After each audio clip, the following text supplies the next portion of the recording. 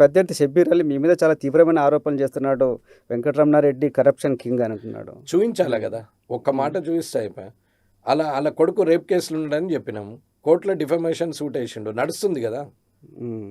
ఇప్పుడు నేను వేయలేదే defamation suit, ఎందుకంటే వ్యక్తిగా నేను నిజమే, నేను తప్పు చేయలేదు, నేను కరప్షనే చేయలేదు.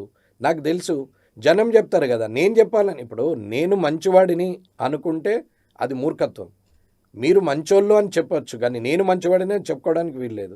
నన్ను ఎదుటివాడు అనాల మంచివాడు అనేది, అది జనం అంటారు కదా. జనం అందరికీ తెలుసు ఈయన తీసుకుంటాడా లేదా. అక్కడ ఉన్న కాంట్రాక్టర్లు, బిజినెస్ పీపుల్, ట్రేడింగ్ చేసేటోళ్ళు, ఫైనాన్షియల్ వెల్ ఎస్టాబ్లిష్మెంట్ ఉన్న ల్యాండ్ లార్డ్స్, ప్లాట్ ఓనర్సు, కొత్త బిల్డింగ్లు కట్టేవాళ్ళు, మున్సిపల్లో బిల్డింగ్ కన్స్ట్రక్షన్ చేసిన వాళ్ళు, ప్రాపర్టీ ఉన్నవాళ్ళు, వీళ్ళందరూ కూడా ఎలా ఉంటాడనేది చెప్తారు.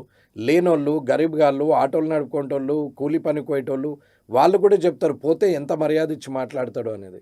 ఇక్కడ ఉన్నోడు లేనోడు తారతమ్యం లేదు. నా దగ్గరికి వస్తే లైనే, ఉన్నోడు రాని, లీడర్ రాని, ఎవరైనా రాని, ఈవెన్ నా కార్యకర్త వచ్చినా ఎట్లా వస్తే గట్లనే లోపలికి రావడం తప్ప మధ్యలో వచ్చినందుకు ఏదో ఖద్దరు బట్టలు వేసుకుంటే డోర్ ఎంట్రీ అనేది ఏం లేదు.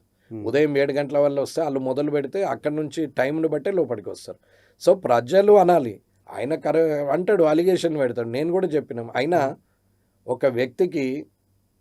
ఒక వ్యక్తికి ప్రజల్లో అభిమానం ఉండి ప్రజలు ఆయన మాట వింటారన్నప్పుడు ఆలోచించాల. అసలు ఆయననే తప్పుదోవల ప్రయాణం. అటువంటి వ్యక్తి నన్ను అంటే నేనేం బాధపడాల్సిన అవసరం లేదు, నేను పట్టించుకోలేదు కదండి.